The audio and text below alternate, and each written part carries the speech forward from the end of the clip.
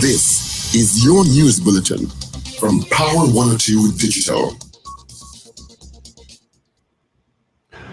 It is Tuesday, the 23rd of July, 2024. Good morning, Trinidad and Tobago.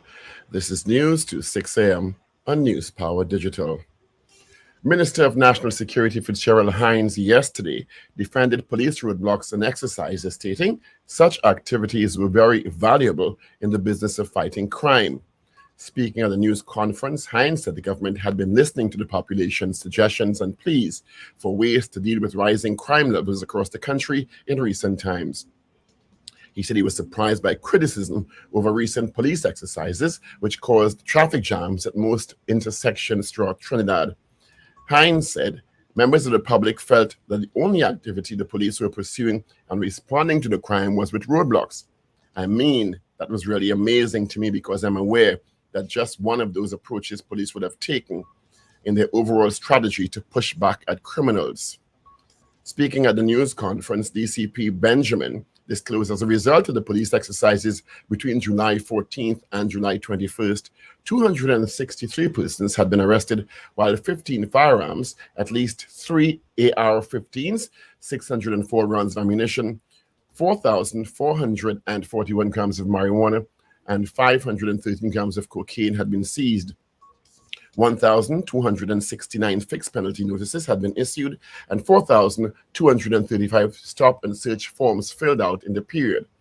As part of the Trinidad and Tobago Police Service targeted operations to deal with crime between July 18th and 19th, 134 persons were arrested, 7 firearms found, and 387 rounds seized. At least 1,358 stop and searches and 464 penalty notices were issued for those dates. And the Minister of National Security also defended prison searches.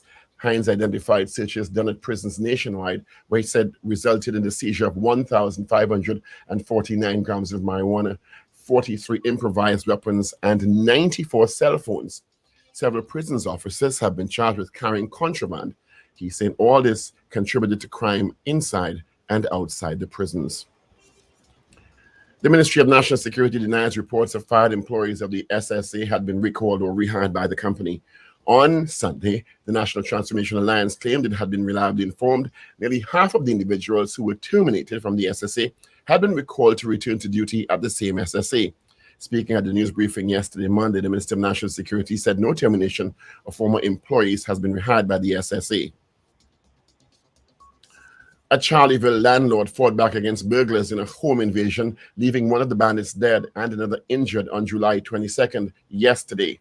The landlord lives on the first floor of the heavily burglar-proof property at Caroni Savannah Road and rents the ground floor to one of his home to businesses. At around 3:10 a.m. on July 22nd, foreman climbed the wall of his backyard before scaling another wall at the side of the property to gain access to a bedroom window. They entered the house through the window and woke the landlord's elderly mother. Upon hearing the commotion in the house, the man took out his licensed gun and confronted the men, firing several shots at them.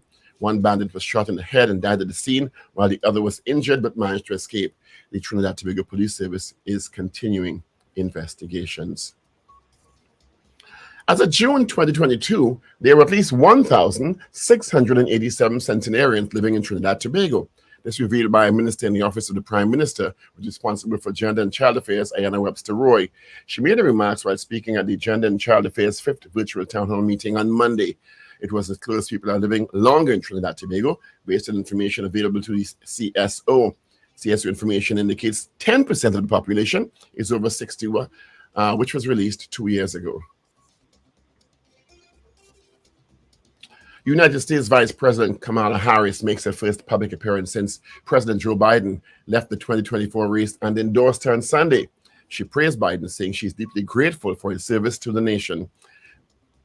More leading Democrats are backing Harris as the party's new presidential nominee, as their campaign sees a surge in donations reaching over $81 million. Harris began her remarks by paying tribute to Joe Biden. And that is news to 6 a.m. right here on News Power Digital. We'll have major news coming your way at 7 a.m. Good morning.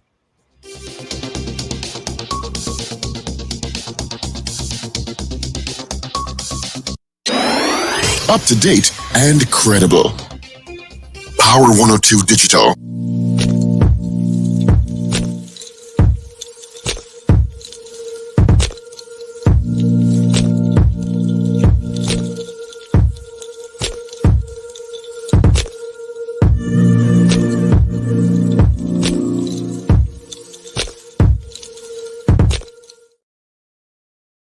and neighbors. Thank you so much for joining us on the Power Breakfast Show on Power 102 Digital on this Tuesday, the 23rd day of July. Thank you so much for joining us. Of course, on the show this morning, it's all about the R's. Dr. Paul Richards, Richard Ragoobarsingh, Ruben, Shane, and myself, Steve Khan. Good morning to you, Pablo. What's happening? Good morning, Steve. Good morning, everyone. Good morning, my friend. Hope all is well. Yep. Nice. Good to hear. Let's say good morning going out to a few people. I get in both. I didn't say hellos yesterday, and I got both. David Wes. Good morning to you, and of course, Mrs. Wes. DJ Ray out in Delaware. Got Celia in Valencia. Wayne Bennett out in Covington, Georgia. Oliver Man Warren. Rena Boodoo Jennings. Maria Celia. D. Pierce. Slick Money Grip. Boy Bedesi out in Davie. You can make a trip to town today, definitely. Ray out in West Palm Beach, Florida. Good morning to you. Wendy and James. Marcia Rock out in Orlando. Alistair Hart, Nikisha Pear, Subhash Mangal. Good morning to you. Ian Lee. You went MIA for a while, so good morning to you. Let's see. Ambrose Blah, Wayne Ramsey, CJ New York, Carol Guevara, Josie Richardson, Sherry Denny. Okay, Sherry, good morning to you. Michael Robinson out in Yokohama, Japan. On WhatsApp at 318-1021. We got GNC Auto Security. We've got Val. We've got Dan Raj. We have David Nelson. Good morning to you. We have Big E out in Virginia. Michael out in London. Good morning to you. Whoa. A lot of messages coming through. So good morning to you all. Thank you so much for hitting us up. Oh, a lot of messages yesterday afternoon. Oh, a couple of telephone calls. We do not answer telephone calls on the WhatsApp, just for your info. Okay? All right. Lots going on, my friend. Lots going on. Well, I feel vindicated. Explain. The morning after the roadblocks, some of you, including you, were very upset with the roadblocks and saying that they were of no value and they didn't do anything and tralala. And I said, well, give them a chance to have a press conference to say what they did. Well, they had a press conference yesterday. And the roadblocks, and I also said that at the time that I don't think it was the only mechanism the police were using to curtail crime. And they said the roadblocks over the 2-day period, July 19th, 18th, and 19th. Friday last week, yeah. Netted 263 persons were arrested, 15 firearms, including 3 AR-15s, 604 rounds of ammunition, 4,441 grams of marijuana, 513 grams of cocaine, 1,269 fixed penalty notices. That's not bad. That's part of it. That's pretty good. And that's why I said people was a waste of time, and people don't want to be inconvenienced. You want to count this, but you don't want to be inconvenienced. There's going to be some inconvenience. Yeah, I don't mind, because I am what you said last week. No, I just find that they could net a little more if they start pulling people over. People who break traffic lights. People with blown. And I keep telling you they're doing that.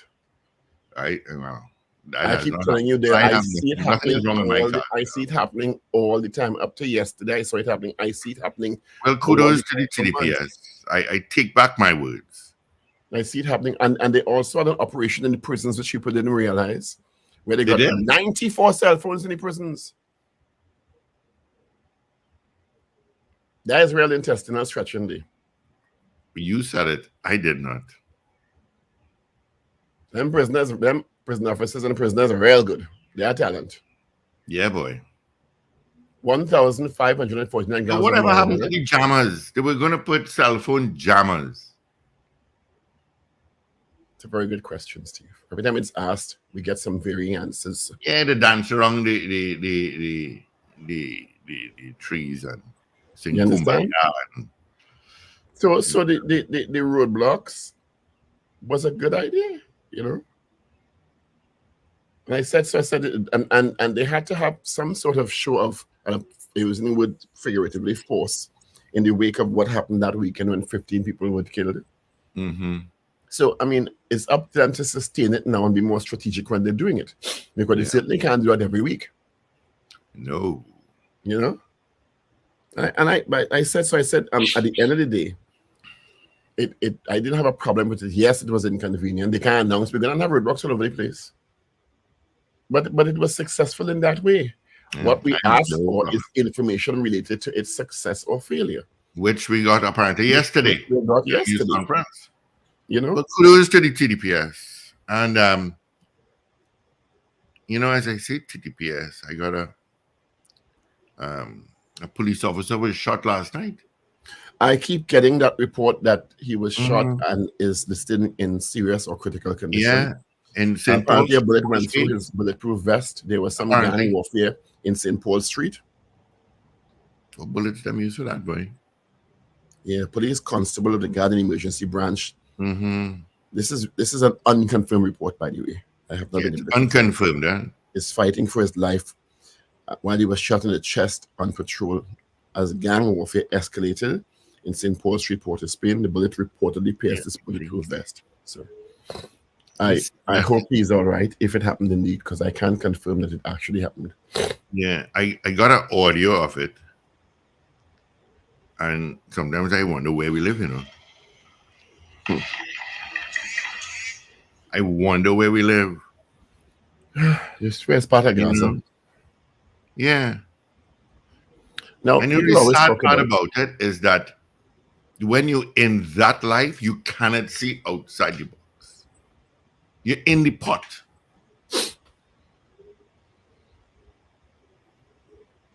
I don't know. Somebody is telling me that somebody sent them a message. Their brother, the police officer, was shot in the chest and he was in hospital. So it seeming like it happened in truth, but we haven't gotten release or information officially. And I'm not seeing any of the major networks carrying it this morning, but we'll see how it evolves. Now, there's always a lot of talk when JSCs have stakeholders, including the police commissioner before them. But too rough. And ladder day, right? I want to play something for all you. Yeah. And there have been shootings in Tobago almost every day now. You've been sitting here for over 3 hours, and I have you know the entire country is demanding Secret you Service director resign being grilled and demanding by that the you Senate be yesterday. fired if you do not resign. Things are not going well for you. You need to answer the questions. Was there a protective intelligence team, and what technical resources were utilized for that event, specifically drone or helicopter assets? There were a number of technical assets that were deployed for that event, and there was a protective intelligence team that was assigned to that event. Why was Crooks able to fly a drone over the entire area the day of the rally and the day of his assassination attempt? To my knowledge, he did not fly the drone over the entire area. How did he fly a drone over the area, period? Any part of the area? Again, I would have to go back and check the timeline of when that took place and when the event... Why didn't you bring the timeline with you today to answer our questions? I don't have all of the answers on the timelines based on the criminal investigation. Were you not prepared today to answer our questions? I am prepared to answer the questions based on the information and wanted to be able to provide. Do you have a timeline do you have a timeline at all from any of the day? I have a timeline that does not have specifics. That's shocking. That is absolutely unacceptable. That means you are a failure at your job. Let's talk about things that are prohibited in Trump rallies. And I've been to a lot of Trump rallies. Backpacks and bags. Bicycles. So that's Marjorie Taylor Greene drilling the director of the SSA. She wasn't the only one. That's the US version of GSC. That is the House Congress drill, right? She wasn't the only one, right? Oh, this is also I mean, before you leave today. they literally call her new one. This is July this part. 15th, this committee sent She's a you a fiery list one. of demands of information that we wanted. Has the Secret Service provided this committee a complete list of all law enforcement personnel that were there that day? Have you done that? Have you provided a list to the Oversight Committee? Yes or I no? will have to get back to you on that. That is a no. Have you provided all audio and video recordings in your possession to this committee, as we asked on July 15th? Yes or no? I would have to get back to you. That is a no. You're full of today. You're just being completely dishonest. That is what you If call you do not, accountability. Yeah. Okay? That's Yeah. what you call accountability. They don't pussyfoot around them when they bring them, and the Trump shooting happened 2 Saturdays ago. And she's before that committee yesterday and was grilled. Okay? 9 For days what was after. a massive failure. She's not going to keep her job. You all know that, right? Yeah, she'll resign. She's not. They're going to fire her. Yeah, she'll resign before that, I'm sure. They're just waiting for the full report to come out because she went to that meeting totally unprepared or prepared to obfuscate and deflect. Didn't have this, didn't know this, didn't have that. I have to get back to you. And they didn't make joke. That's how they hold public officials at high levels accountable. We just want you to ask, how you going today? You all right? Had a good breakfast? Even if they can speak or not speak, they're still coming forward. They have no other choice. You understand? That's what you call accountability. And particularly when it has to do with anything related to security and national security. She's the director of the Secret Service who had a major failing. When a 20-year-old with billions of dollars being spent on them was able to lie down on a roof, a noisy roof with galvanized, fly a drone over part of the area, and shoot at a former president. She ain't keeping her job. At all. In no way anybody on Capitol Hill have any confidence in her to guard the present president or any future president or any high-level public official. She gone. Yep. Them don't make joke. And that's just, you should see the other persons who grilled her. A Charleville landlord fought back against burglars in a home invasion. Oh, I read that. One of the bandits is dead. 4 men jumped a wall, and in the commotion, the man took out his licensed gun and fired shots at them, almost shot in the head, while the other was injured but managed to escape. I saw another video 2 o'clock in the morning in some area. I can't remember the area now. And the man has a high-powered. I saw that. I was wondering what he was doing with a high-powered weapon. Walked around the perimeter of the property, checked by a door, walked back out and jumped the fence, and was walking around the neighborhood with a high-powered weapon. And I'm saying, what is he? Did he go to look for someone? Did he go to carry out a robbery? I didn't understand. But the shocking thing was he had what looked like a high-powered weapon. So I'm saying, wow. Ain't that some crap? Trinidadians are living longer, Steve. Really? There are 1,687 persons 100 years and more in Trinidad and Tobago. That's very good. Wow. Kudos to you guys. Over 100. Guys, you being snacky. But Richard is one of them. Richard is one of them. 1,000, that's very, very good. They said the minister with responsibility for gender and child affairs in the office of the Prime Minister, Ayanna Webster, said that's good. 10% of the population is over 60. That's very good. Yeah. Good morning, Shelly Ann Charles. Thank you. Mm-hmm.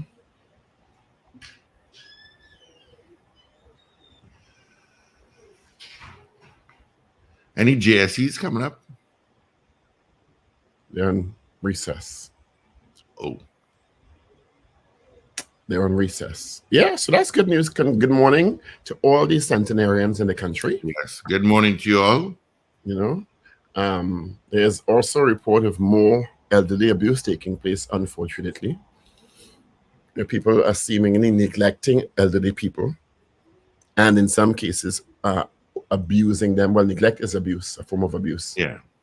And financially abusing them and other forms of abuse. So I'm hoping that they get some. Why are you laughing? You said that, and I just remembered a story I saw in the US last week. A lady walks into a bank with her recently deceased uncle. So the man is dead. He puts her in a wheelchair and she rolls him into the bank and said that he is medicated, and she's signing over his property to his niece. The man is dead, eh? And he has assigned a piece of paper. She said, oh, well, he can't sign, so let me hold my hand while he signs his name. I said, this place is not real, you know. And the bank allowed it? No, they call the police. The bank, they call the police? The bank call the police. She really desperate. Yeah, boy. Really desperate. There is a bacchanal. A bacchanal. Cricket legend Sir Vivian Richards. Oh, yeah, I saw you said and that. Carl Hooper have strongly hit back at former West Indies teammate Brian Lara for what they describe as gross misrepresentation in his book, Lara, The England Chronicles. In a joint statement released on Sunday, both former West Indies captains rejected Lara's claims that Sir Vivian Richards made Hooper cry once a week, describing it as categorically false and asking Lara to apologize for the harm caused. The statement said Sir Vivian Richards and Mr. Carl Hooper are deeply disheartened by the gross misrepresentation made about them in Brian Lara's recently released book. In a joint statement, the allegations presented not only a distortion of the reality of their relationship, but also impugn their characters in an unjust and harmful manner. Lara wrote, quote, in the dressing room, Richards could intimidate players, though he made it clear he always had West Indies' betterment at heart. Viv used to make me cry every 3 weeks, but he would make Carl cry once a week. Well, if he cried, he could have cried quietly. The claim that Sir Vivian Richards was aggressive toward Mr. Hooper and made him cry once a week is categorically false. Such descriptions paint Sir Vivian as a perpetrator of emotional abuse, an assertion that's not only baseless, but also deeply hurtful to both parties. How about go and sell more now? Yeah. They're asking for an what's the word? Yeah, the jump out my head. Yes, a full apology and a retraction of the statement. It's done in the book already. Done print. So a long line of people waiting for his signature. I think it's in England where the book Leeds. book launch. Yeah. Yep. Book's gonna sell a lot. It will. You can make a lot of money. You can make a New York Times bestsellers list. But you must put a little drama in the book. A little bacchanal. The book can't be only about cricket. A little bacchanal. You understand? The book must have a little drama in it. That could be a question this morning. Do you believe, Brian Lara, that Sir Vivian Richards made some players cry? I wonder if you can sue for slander in a book, which everybody tell us, I guess. If you have your name on the book and you're saying things that people are saying are patently untrue. But then it's up to the person who published it to substantiated. But if he said he cried once every 3 weeks, but what's the other one named? Carl Hooper cried every week. That's his personal experience. You can't discount his personal experience. Yeah, I'll try. Cricket wasn't right here. Those sports don't be as rosy as people think all the time. Eh? No, I'll try and get Joshua the Silva on the program sometime when they come back, because we are playing South Africa in the West Indies. Coming up I in was August. quite surprised to hear that this ended up in a bacchanal, and he said Viv's tone of voice is intimidating. Mine too, As you've been told. as I've been told on several occasions. Yeah. And if you're not strong enough, you can take it personally and be affected by it. That's a personal experience. You can't discount a man's personal experience. But Carl Hooper says it's not true. And Carl Hooper is the person who, according to the publication, I think said that he cried once a week. So we will see how this unfolds. This response by Sir Vivian Richards and Carl Hooper will only serve to make this book sell even more. Is now people want to read the book. Now I want to read the book. It's going to be a nice cricket memoir before, but now they want to get all the juice in the book. Extracts of the book were run recently on ESPN's Cricket Info.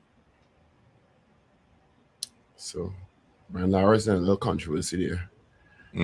So, I'm sure this book will be quite the seller. Yeah. You know? It's very interesting. Revelations. I don't know what to believe now, because regarding the SSA, there were allegations that members of the SSA were being rehired, including the former director. The Minister of National Security says not so. One newspaper say he was tight-lipped about it. The other newspaper say that he denied it. Another newspaper say they have credible sources that people were being re-interviewed for positions they were fired for. I don't know what to believe. Yeah, I have no idea. I kind of followed that story and I'm totally confused regarding that. Did that come up in the press conference yesterday at all? The Ministry of National Security denies reports that the fired employees of the Strategic Services Agency have been recalled or rehired by the company. On Sunday, the National Transformation Alliance, NTA, claimed it had been reliably informed that nearly half of the individuals who were terminated from the SSA have been recalled to return to duty at the same SSA. Speaking at a news conference on Monday, Minister of National Security Fitzgerald Hines said no terminated former employee had been rehired by the SSA. The police are actively investigating the establishment of the unapproved tactical response team and its operations during its existence. Let me sip some coffee. Yeah, oh, lucky you. Shall we open the phone lines? We can do that. 222-8255, toll free, North Americans, 866-525-1099. Send us a message on Facebook, YouTube, and of course on WhatsApp at 318-1021. Good morning, our first caller. Who can it be? Good morning. Good morning. Yeah, morning. Low the volume down of your device. Yeah. Oh, Mr. Patrick. Yes, morning. You know, I was watching that thing last night with a questioning the Secret Service here. And my mind on certain people making certain allegation. Donald Trump that plan the whole thing and good for Donald Trump and things. Then people want to know who good for who and who don't like. Do your job. Yeah. Mr. Patrick, you're cutting in and out. I don't know what device you're using this morning. You hear me better now? Yes. Much better. Thank you. Right. So we have make joke with responsibility, boy. Responsibility, and you have to give account. And now what I can't understand in Trinidad and Tobago, how people don't give account and they just get bigger position if they fail at certain level. What else happened, Mr. Bullshit? Why you always asking me and trying to put me in trouble? You always try to put me in trouble. Once in the back, and you like to put me in. Why you add? You don't ask nobody else to comment. Let Steve comment. Well, all right. I want to thank the boy for him. They went on the cut down the land by. The lot of land that had on the bus. Mm-hmm. Very good. Someone called me yesterday and said he see a whole crew come. Excellent. And they cut it down. And I asked him, who is you now? He said, me and who is you now? But they came and they cut it down. I want to thank the boy for that. Right? So does the owner have to pay the borough now for doing that? I'm not sure. Well, he was asking me that question. I think the borough corporation does build them, you know. Just build them. They can also give them a citation. Yeah, some others have that, but thanks for that. Nice. All right. But read about it. All right. They can also give you a citation if you have a lot of land that is unkempt and proving to be a breeding ground for mosquitoes or a nuisance to the area. All right.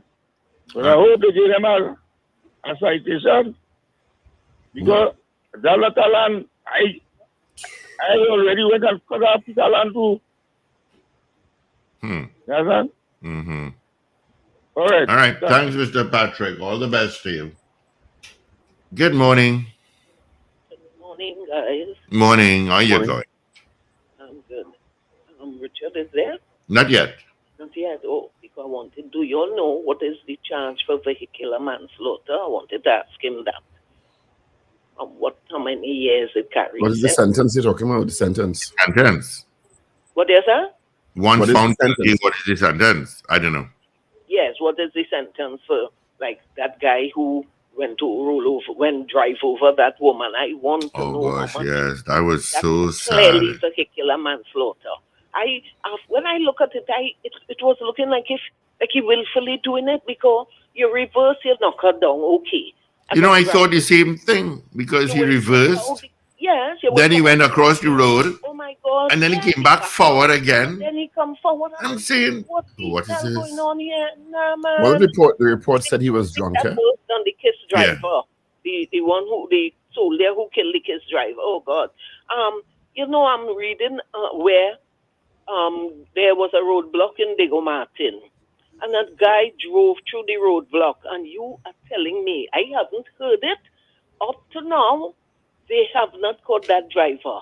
A green vehicle. Imagine that you have a roadblock and a driver drives through the roadblock. They say he had Bagatelle. Let me tell you something, huh? Oh, Jesus. I remember night before Diwali 2 years ago. Mm-hmm. And I'm at a traffic light facing east. And I'm seeing a vehicle. It's clear behind me. And I'm seeing a vehicle coming. And I'm saying to myself, this car moving very fast. But I'm also seeing blue lights behind that vehicle.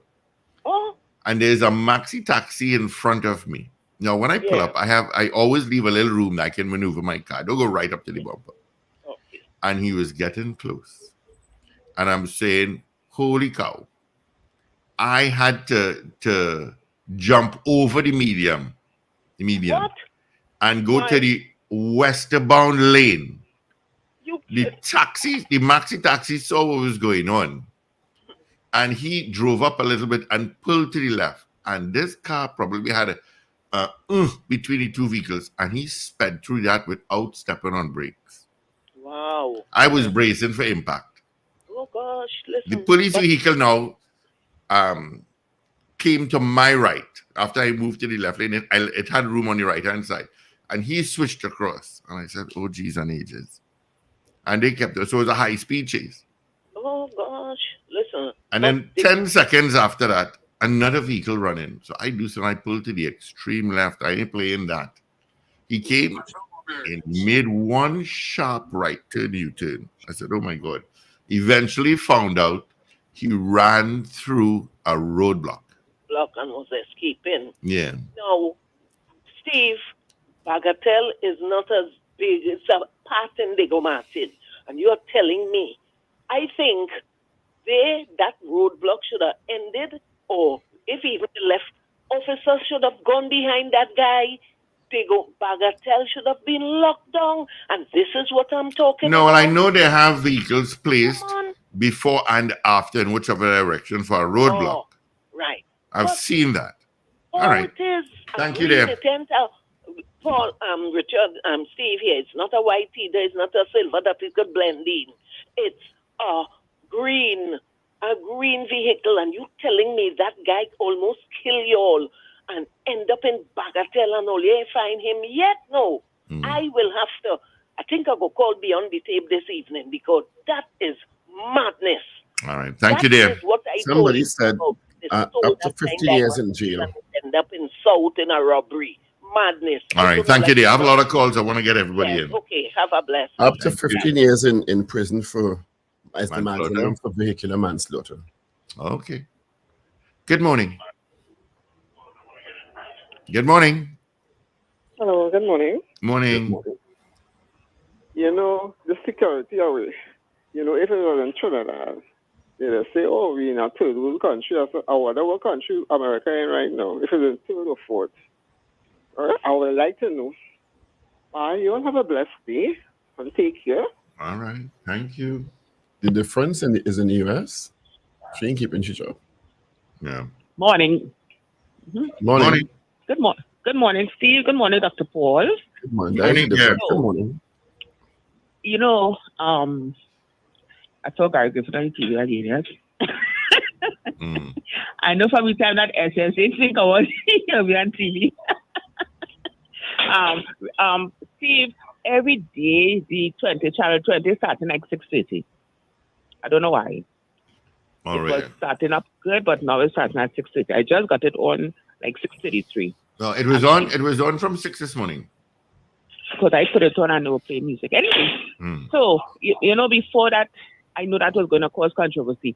When I read the excerpts on the quick info with Brian Lara's book, because I want to get a hold of that book, and I say, oh gosh, now they will say he lied. And when I read what Richard and Carl Hooper said, I tell myself, why? How could they doubt him if he cried? If you make him cry every 3 weeks? It's he, you know, that doesn't mean he had to be crying in the open where everybody could see. So that is how he felt. And I find Vivian Richards is a very intimate person, but I still like him, you know. He was very, very, very stern.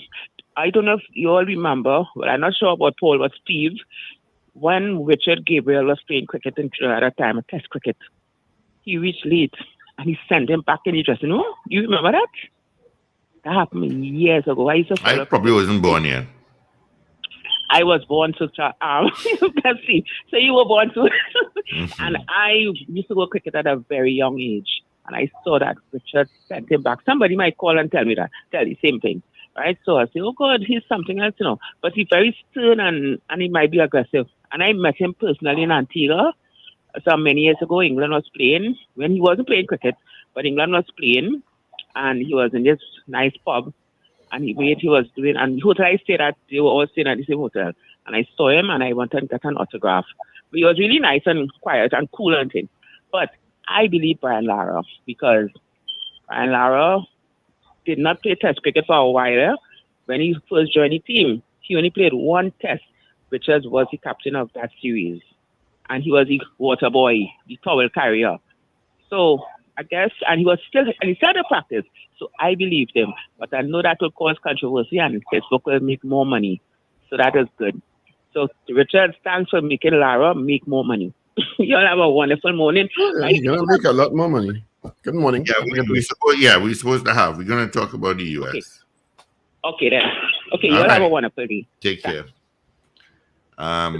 Morning, Ragoobarsingh. Richie. Morning, guys. Morning, caller. Good morning, gentlemen. Morning. Morning. Paul, I happened to catch Beyond the Tape yesterday, and it was a rerun from Friday, which was the day after the day of policing. And on that program, the police that was there announced that they did get 2 AR-15s, and I think they get like eight guns total, 2 AR-15s, including in the Kajira weapons that they found. They didn't speak to if they arrested anybody with the AR-15s. They just said they got some AR-15s. And of course, 1,500 traffic offenses and all the different things. I'm assuming that seatbelt and no headlight and no insurance and all the different things that we don't care about. We care about guns and saving lives. No, I care about that too. Well, fine. Little crimes lead to big crimes, to a sense of indiscipline. Well, seatbelt and no little crime. That is exactly. So when you say we don't care about them thing, I disagree with that. We care about all of it. I'm speaking to things that cause people's lives, right? And that taking lives right now, and guns is what taking cost lives through lack of use of seatbelts. Okay, Paul. So the information was disseminated on the Beyond the Tape program. It's not the forum I would have liked to hear it, and this is something should be, braggadocious. But they did make an announcement. To be fair to them, they did come on the Beyond the Tape program and exactly.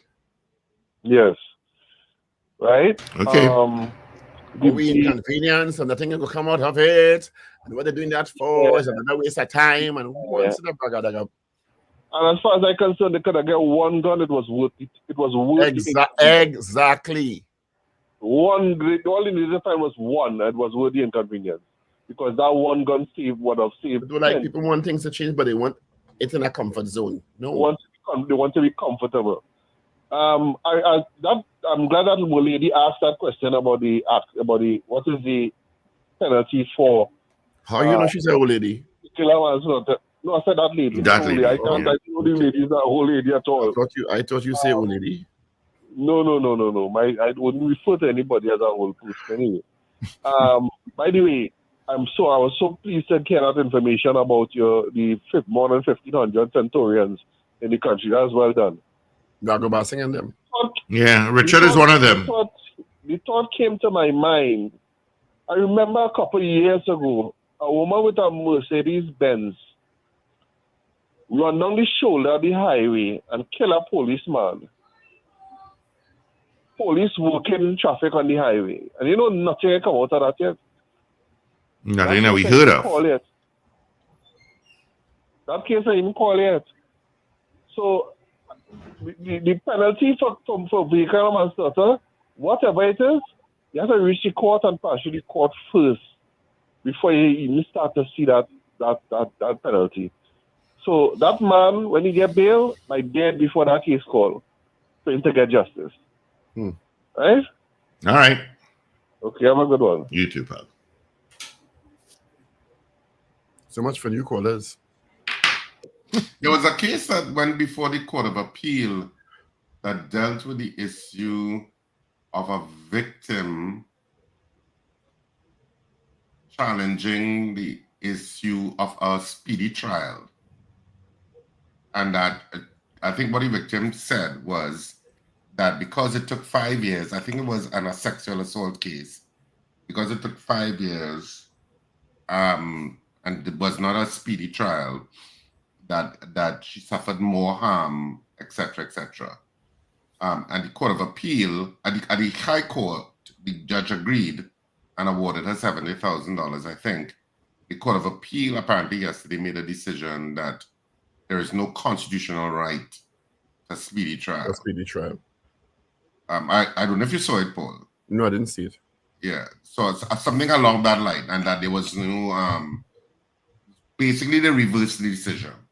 But I thought it was an interesting case, and I'm not so sure, but I'm not so sure if the victim, because it was the victim that brought the case. I'm not so sure whether the victim is taking the case further, like to the Privy Council or not. But under the principles of justice, where one of the main principles, among the main principles, the issue of the trial being as close to the crime, to link it to the crime as possible, the penalty for the crime, if you're found guilty, being proportional to the crime, and all those principles of justice wouldn't come into play. It might not be codified well. The crime in Canada, it is the trial needs to take place within a particular time. Otherwise, the system of justice is not up to mark.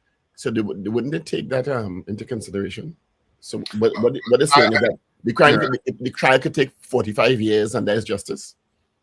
Well, I'm not so sure what the reasoning was regarding the judgment. It was a news item last night, and I'm sorry, I'm not so sure how accurately I'm stating the facts of the judgment because I didn't read it, but I just was listening to news last night. But I just thought it interesting. And she was saying that she had additional trauma. I believe it's a she. That she had additional trauma from having to wait so long in terms of what it was to her. And the Court of Appeal disagreed. Do you have papers? I have The Guardian. Okay. It's 6:46. I'm still thinking of a question this morning. You know, I had a poll just now. Let me just check something, Paul. There was something that came up to me last night. It was an interview with DCP Junior Benjamin, and he said that the anti-crime measures are bearing fruit. I suppose in terms of the exercise on the well, they listed a lot of what the successes were in the newspapers this morning. And at the press conference, yes, it was reported in the newspapers this morning. Right, that was at the press conference with the Minister of National Security. Yes. So there were several things that came out of it. Of course, DCP Benjamin, Junior Benjamin, talking about the anti-crime exercises bearing fruit. I'm not so sure if he was just limiting it to whatever we saw visibly on the highway. They were talking about between July 18th and 19th. And one of the other issues was whether the SSA people were rehired or not.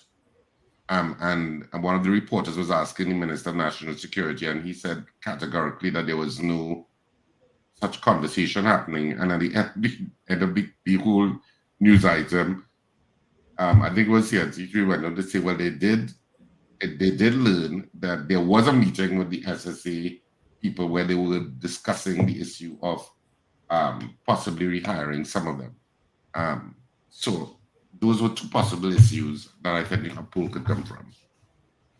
All right, let's roll to the Express, July 23rd. The Express for today, National Security Minister Fitzgerald Hines says he's proud of his work and he's not going anywhere. Press conference held yesterday. Hines chides Gary, no one rehired at SSA. Police working for you. Acting DCP Junior Benjamin says he believes the Police Service Act was codified to cement the partnership between the police and the public.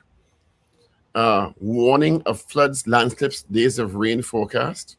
2 in court for $1.7 million C3 robbery. Guest house rape by Instagram friend. Hines defends valuable police roadblocks. NP denies OWTU claim whistleblower was dismissed. An ice cream salesman gunned down outside home. So those are some of the trending stories in your Express. All right, I could go to the Trinidad and Tobago Guardian for this morning. At the front page of the Trinidad and Tobago Guardian for today, the headline that the Guardian went with, of course, I always like to give you the date. Today is Tuesday, July 23rd, 2024. And on the front page, SSA rehiring offer. SAT workers detail proposal made to them by security agency's attorney. Hines' mum on discussions with ex-workers.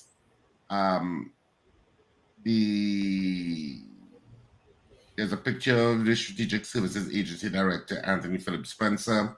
And bandit killed in home invasion.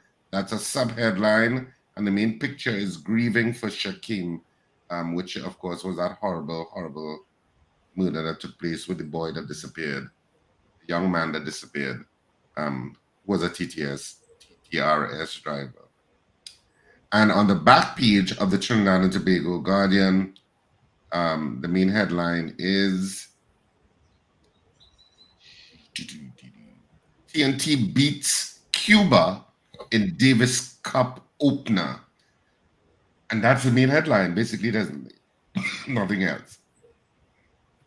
Let's go to the news there now. 2 men shot in Beetham, suspects on the run. Charlieville homeowner fights back, bandit killed during home invasion. Ex-deputy central bank governor. Is government being allowed to borrow more? Mother of murdered pregnant teen, police scared of criminals. Hines warns against decisions in bad companies. National Security Minister tells public, we hear your cries on crime. Daughter sings farewell to murdered TT rideshare driver. Webster Roy urges take better care of older people.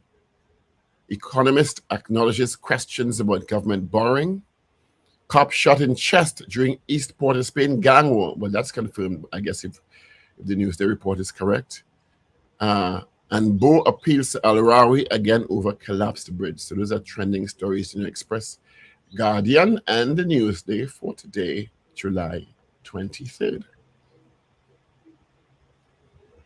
All right. Thank you, gentlemen. Before we get into this morning's poll, let's get the results of our poll from yesterday. So yesterday, we asked you, do you think Vice President Kamala Harris can beat Donald Trump in the upcoming U.S. president elections, which is 104 days away? The results are in. 53%, 5-3, said yes. Interesting. Okay. All right. Let's get into this morning's poll.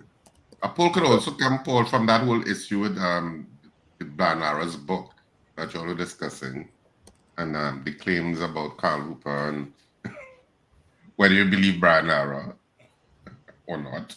If you want to take it along the sports angle. Can do that.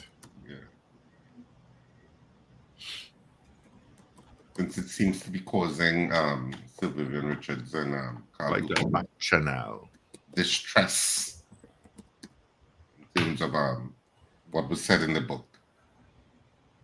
The England Chronicles, is it? Let me get it exactly. Very is the England Chronicles. So I have two possible questions. You all will choose. All right. Do you think the TTPS operations and the exercises are bearing fruit, or do you believe Brian Lara's claims that Sir Vivian Richards made teammates cry? That's the claim, right? Yeah, but Carl Hooper specifically. But yeah. Well, teammates was a teammate. He said he used to cry. Brian he said he cried too. He said he cried once every 3 weeks. He said he used to cry every 3 weeks. But Hooper cried every week. So every day. That's what the Brian Lara question. Every week. No, every week. Sorry, not every day. All right, so our poll question is up on the screen. You can watch it and vote on it. We just want yes or no. All right, no explanation, just yes or no. He's just going to look at the poll and it just disappear. Here it comes again. So do you believe Brian Lara claims in his new book that Sir Viv Richards made teammates cry? That's our poll this morning. Yes, we are going there. You know, we love a little confusion. So do you believe Brian Lara claims in his new book that Sir Vivian Richards made teammates cry? That's our poll this morning. To the talk, 222-8255, North Americans. Yes, you can weigh in on this poll too. 866-525-1099, absolutely toll-free. Of course, people on all our streaming platforms, you can send your votes by the message portals there. If you're watching us on M&E TV in Trinidad and Tobago and not the Caribbean, of course, you can vote via WhatsApp at 3181021. If you're outside TNT, you need to put in the 868. The code before, but 3181021. Of course, if you're also listening to us on smart devices and in your car, you can also vote via WhatsApp by 3181021 or call us at 222-TALK. AR says yes. Wayne Lala, yes. Boy Bedesi, yes. Gregory Bauer, yes. Mrs. R, yes. Jean Clark, yes. Randy Kelly, yes. Rena Boodoo Jennings, yes. Thomas Diaz, no. Michael Robinson, yes. Okay. David Ware says yes. Julia Espetiste, yes. Lester Craigwell, yes. Wayne Bennett, yes. Let's go to WhatsApp, see what we got. Captain Ron, definitely yes. Trevor Narima, yes. Junior, morning, Junior, yes. Roger Seawing, who is now in Fort Lauderdale. All right, Roger. Says yes. Val, yes. Let's see. Did I do Wayne Bennett saying yes? Anthony Tinto saying yes. Anja Collier Lewis, yes. Esther Adams, yes. Do you believe Brian Lara claims in his new book that Sir Vivian Richards made teammates cry? Yes or no?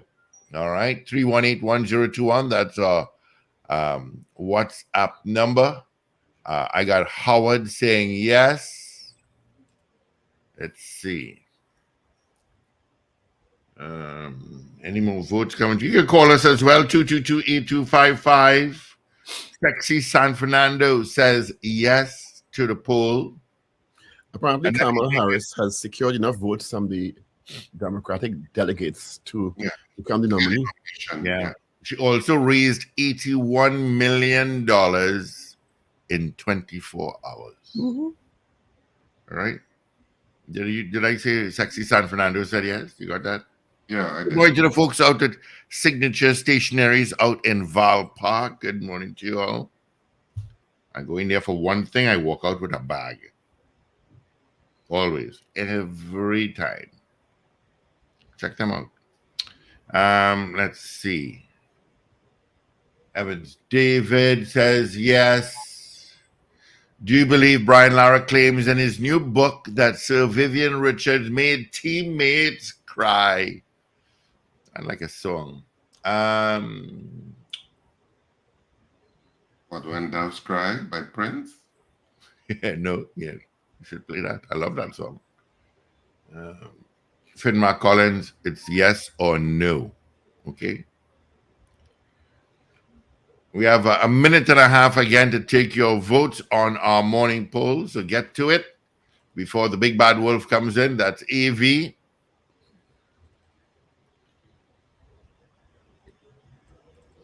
Morning, AV.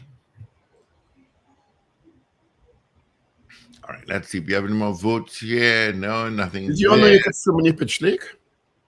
Yeah. I didn't know that. Yeah, it's supposed to be rejuvenated. Therapeutic? Yeah. I never knew that. I haven't been there in I saw a video of people swimming in the pitch lake. Yeah.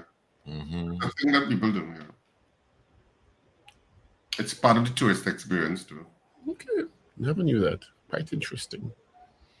You're rushing down this weekend.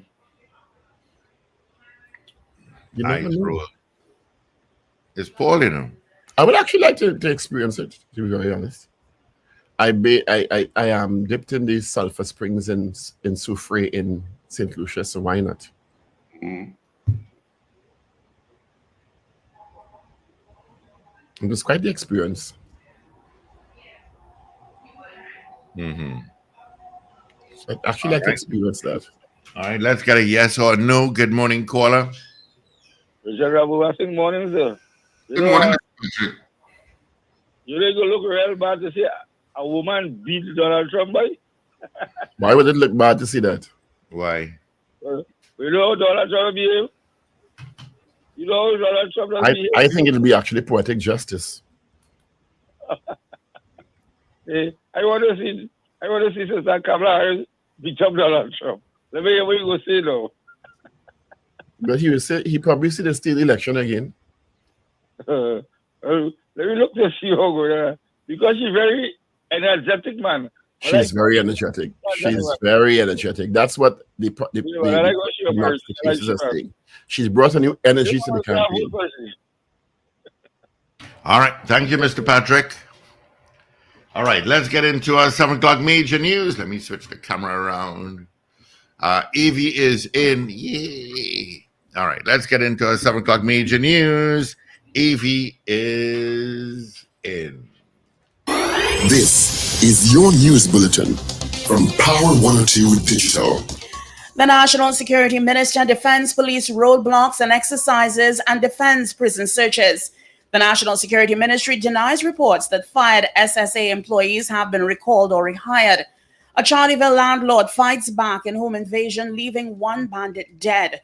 Cricket legends Sir Vivian Richards and Carl Hooper criticized details of Brian Lara's book. And Kamala Harris, backed by Nancy Pelosi, as key Democrats line up to endorse Vice President. Details in a moment. This is News to 7 o'clock on Power 102 Digital. I'm Avril Sintel-Bab. Good morning.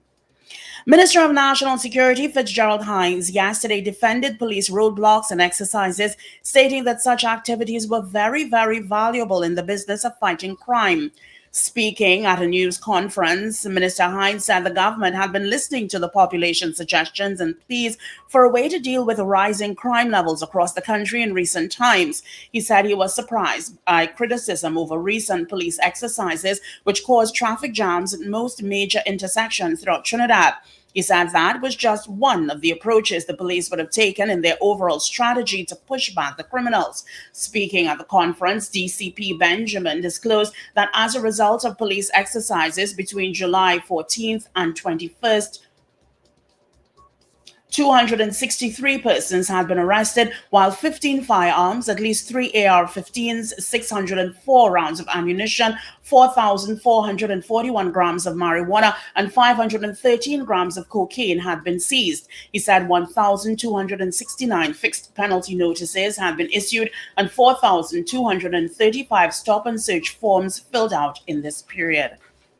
Well, the Minister of National Security also defended prison searches. Hines identified 8 searches done at prisons nationwide, which he said had resulted in the seizure of 1,549 grams of marijuana, 43 improvised weapons, and 94 cell phones. Several prison officers have been charged with carrying in contraband, he said, saying this all contributed to crime outside of prison. The Ministry of National Security has denied reports that fired employees of the Strategic Services Agency have been recalled or rehired by the company. On Sunday, the National Transformation Alliance claimed it had been reliably informed nearly half of the individuals who were terminated from the SSA have been recalled to return to duty at the same. Speaking at a news briefing on Monday, Minister of National Security Fitzgerald Hines said no terminated former employee has been rehired by the SSA. The police are actively investigating the establishment of the unapproved tactical and response team and its operations during its exercise.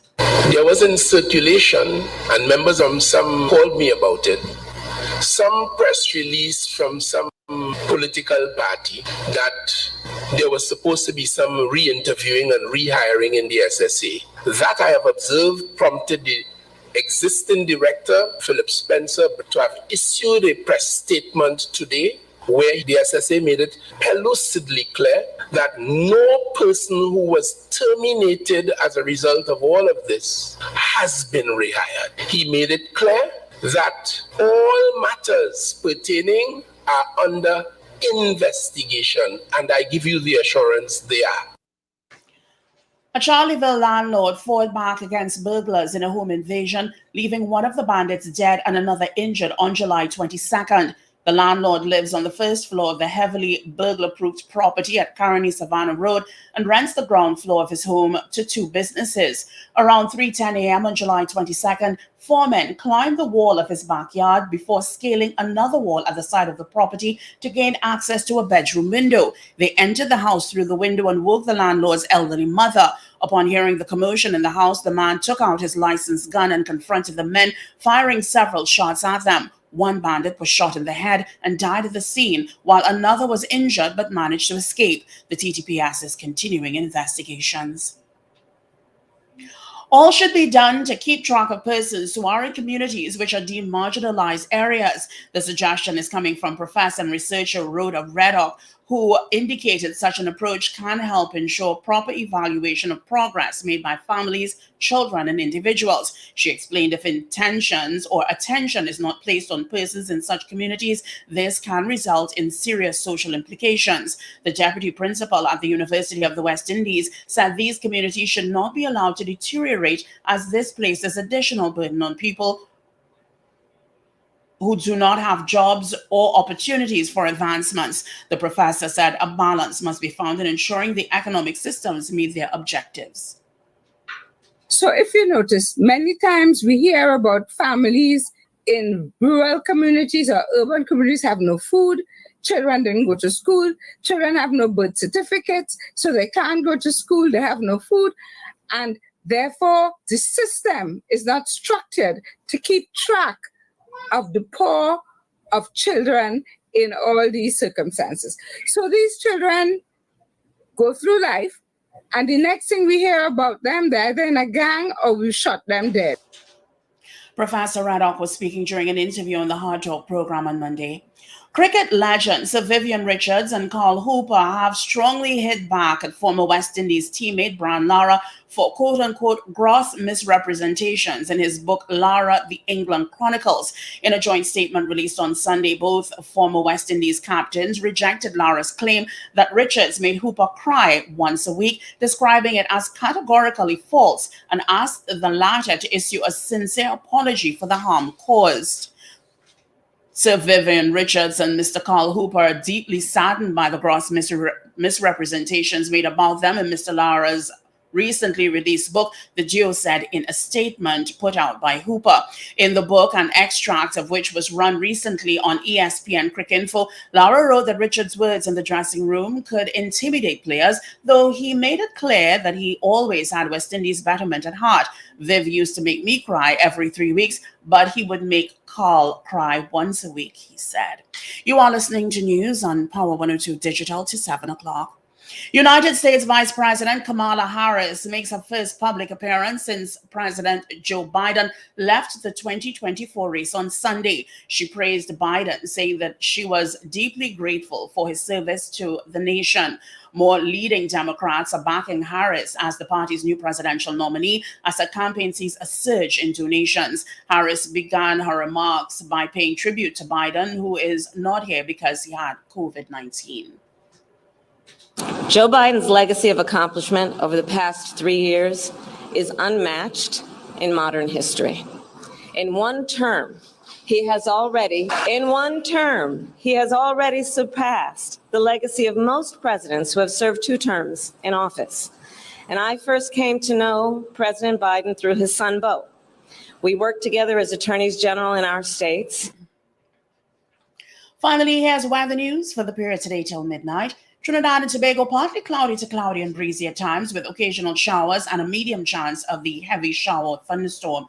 Nighttime, partly cloudy to cloudy conditions with few showers and a low chance of an isolated heavy shower or thunderstorm. Note gusty winds and street or flash flooding may occur in near heavy showers or thunderstorms. Look out for a forecast maximum temperature of 33 degrees Celsius at Piarco International Airport and 32 degrees Celsius at Crown Point in Tobago. It is currently 27 degrees Celsius at both localities. Recapping your headlines to 7 o'clock, the National Security Minister defends police roadblocks and exercises and defends prison searches. The National Security Ministry denies reports that fired SSA employees have been recalled or rehired. A Charlieville landlord fights back in home invasion, leaving 1 bandit dead. Cricket legends Viv Richards and Carl Hooper criticized details of Brian Lara's book, and Kamala Harris, backed by Nancy Pelosi as key Democrats, line up to endorse Vice President. I'm Avril Sindel-Babb. That was news to 7 o'clock on Power 102 Digital. Look out for more news in detail at 12 noon and an update at 8 o'clock this morning. For more details, log on to power102fm.com. Up to date and credible. Power 102 Digital. All righty, thank you, Evie, for our major news. We so missed you yesterday. You have no idea how much we miss you. Thought I'd never say that, but Whatever. we so missed you. Sir Charles as well. I'm just saying. All right. Thank you, AV. You can join AV again come 8 o'clock this morning for our news brief. Quickly, let's take a look at what's happening on the highways and the byways at this time. San Fernando, you're a bit heavy, but on the highway heading towards Pointe-a-Pierre, taking the main road, you got traffic to the Marabella roundabout and going through Pointe-a-Pierre to Claxton Bay. You've also got some traffic. All right. Let's see where else got some traffic. Chase Village congestion. Trinidad City to UE or Page a little bit. But then it's congestion getting into Port of Spain. Main road, you're not too bad. All right. Okay, so let's get back to our morning poll and get the results. I have to make a call. Let's see. Beauty Culture says, morning, AV. Morning. Good morning, Leonard Naipaul. Haven't heard from you in a long time. Beauty Culture says, yes, I do. Kyle Cupid says, no. Vianney Warwood says, yes. CPT Singh says, yes. Okay.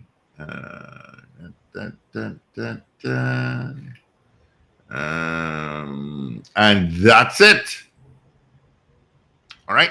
Let's get the results and I'll make my call. Let me wheel and come again. Let's get the results and I'll make my call.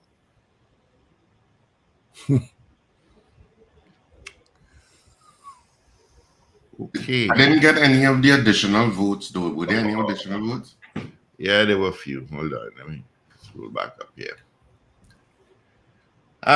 Where did I go? I did that. Where did it? TPT Singh says yes. Vianney says yes. Beauty Culture says yes. Kyle Cupid says no.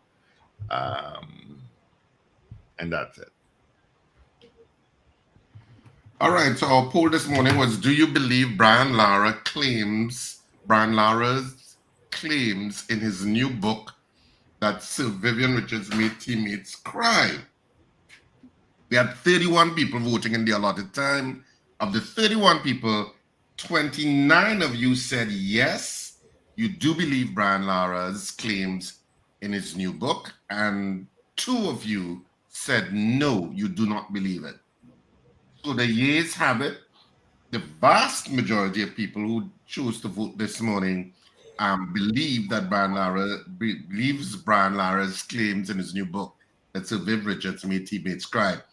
Of course, you can continue to vote on this poll throughout the day and throughout programming, and we'll give you the final results tomorrow morning, which will be Wednesday and already midweek, believe it or not. Whatever happens, you're going to sell a lot of books. Well, yeah, that just hyped book sales. Oh, yes. You could cut them in, give them a little cut, you know. How people are going to want, there's nothing like a little controversy to Oh, sell a yes. book. The book will be a little quiet memoir before, but now Well, I shouldn't say to sell a book, to sell anything. it's a juicy tell-all now. I have to get that. That's three books I have to get now. I have to go by Metropolitan Bookstore and get. You have to read books, right? Yeah, when I get time. All right. Let's welcome to the program Dr. Anthony Gonzalez. Good morning to you, Dr. Gonzalez. How are you? Yes, I'm there. Not too bad, not too bad. All right. Welcome. Of course, we have Dr. Paul Richards and we have Richard Ragoobarsingh. Good morning, Dr. Gonzalez. Good morning, Dr. Gonzalez. Yeah, good morning. Dr. Gonzalez is an international relations expert. Would that be correct? Dr. Gonzalez? Yeah. Yes, I think you can call me that, yes. Yeah. Yes. So we wanted to talk a bit about the global developments, particularly in North America, regarding the decision by U.S. President Joe Biden not to engage for re-election, his subsequent endorsement of Kamala Harris, and what that means for the Trump campaign and the Democratic campaign moving forward. First of all, were you surprised that President Biden decided not to continue? Well, I wasn't surprised, at least at this point, because I felt that he was under quite a lot of pressure to back out. I mean, let's face it. The performance in the debate with Trump was quite dismal, and I think it came against the background of polls that showed that he wasn't doing very well, and I think that raised many eyebrows. People got very scared as to how the Democrats would perform in that election, so that you had a concern being generated among not only his campaigners, but also the people in the House and the people in the Senate. And a lot of them began to ask questions as to whether he could continue.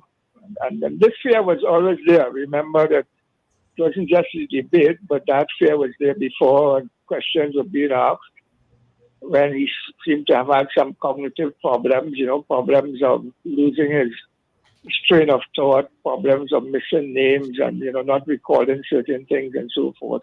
This is a phenomenon of age, as you would know. I mean, I could tell you I am at that stage, and, I know what it is that, you're trying to remember a name, or you're saying something and then, you just lose your train of thought.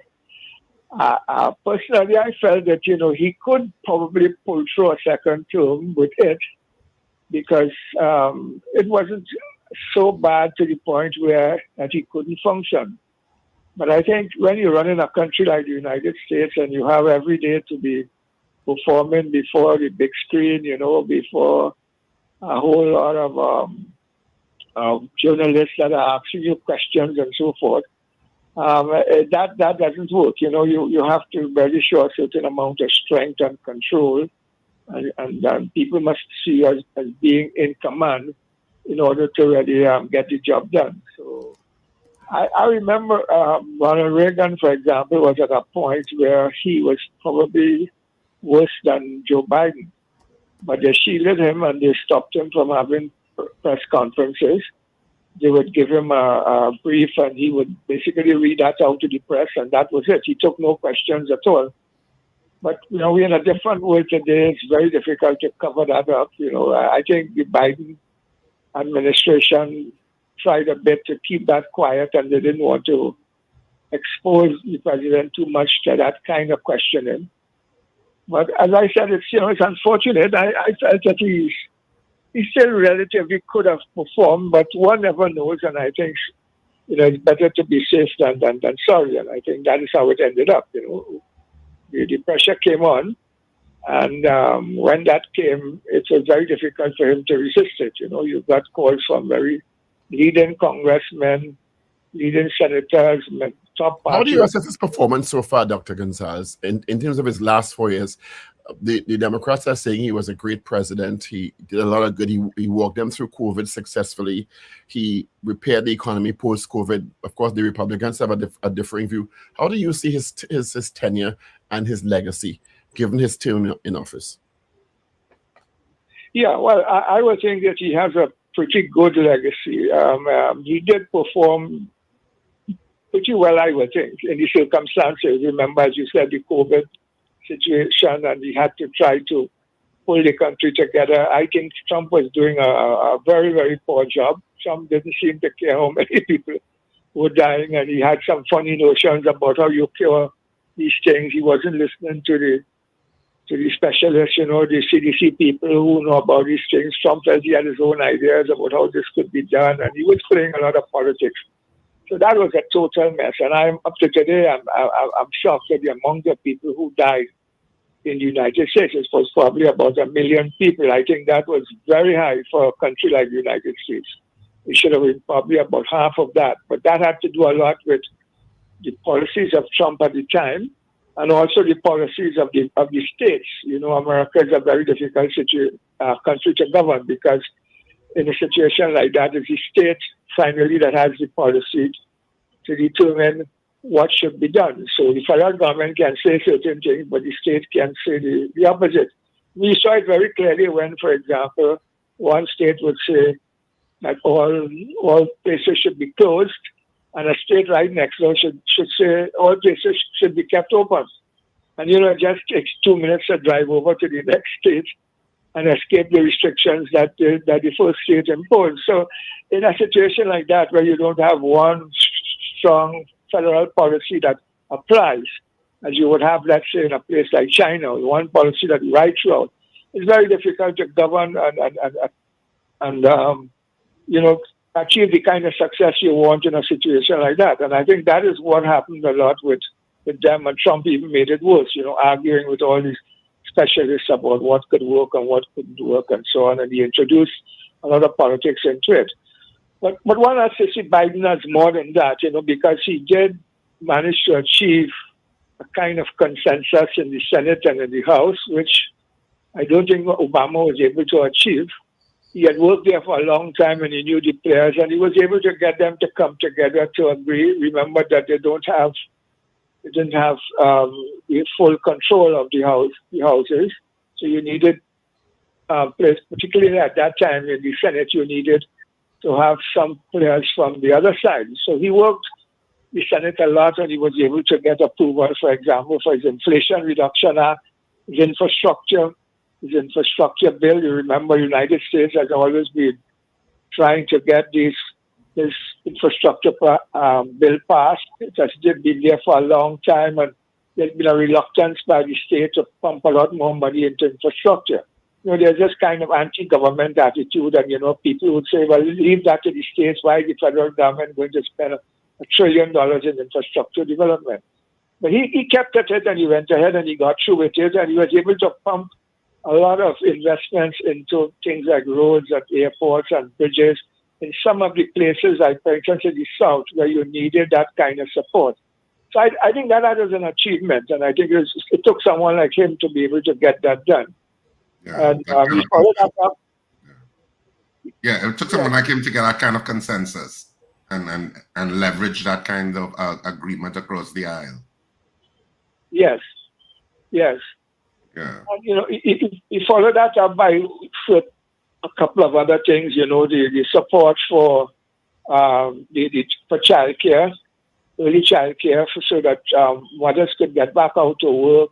Things like that is not accepted in the United States. Now, when I say not accepted, America has a very strange attitude towards state support. And sometimes I wonder if it just has to do with this question of equality. They don't like to accept free education and free health and support for housing and all these things. You find that the Republicans tend to just discard these things. And I think it has something to do with how you promote equality in the country, because it's very strange to me that all other countries that I could think about, your neighbors next door, Canada and Europe and so on, you have policies that support free health, free education and stuff like that. But America tends always to want to reject these things. Not all of America, the Democrats would push it, and you have a whole bitter fight that goes on to try to get these programs going. Programs like student debt. You support students. Biden was able to get through with some of that, not all, but that has been on the agenda for a long time. But they don't just want to easily accept that. And you have, you had things like that, which I think he tried and he got through it for the first time. The Affordable Care Act, which was passed under Obama, and which they tried desperately to roll back when Trump came in, and it was only saved because John McCain decided that he was going to break ranks and support it, and that is why it survived. But they were coming back at it all the time, and they're still going to come back at it if Trump wins. He was able to even go further and extend it, and I think the Medicaid part, he was able to add more support to it so that you have a larger number of Americans that would get insurance to be able to get health care. You still have a lot of Americans, I think it's probably about 85 million Americans that without insurance, who cannot easily access health care. And as you know, America is not like here where you could just walk in a hospital and get health care. It's a system based on you have to pay, and you have to pay largely, you could pay if you have insurance, but you have to be working to be able to get insurance. So it's not a system that as you have in Canada next door, where you could just walk in the hospital and you could get free health care. So Biden brought these things, and I think that we have to recognize that in the short space of time he was there, three and a half years, he did in fact make some accomplishments. And I think that largely had to do with the fact that he has been over 50 years in politics, in the Senate. He was in charge of several committees. He knows all the players, many of them on a first-name basis, and he gets along pretty well with them. And he was able, to some extent, to get these things through. So I would say in that sense that he did make a very useful contribution in his three and a half years. These things have to be seen as relative because, you know, it depends a lot on what you control. Right? You control the House, and if you control both the House and the Senate, then the chances are good that you could get something through. If you don't control them or you control just one, it is always very, very difficult.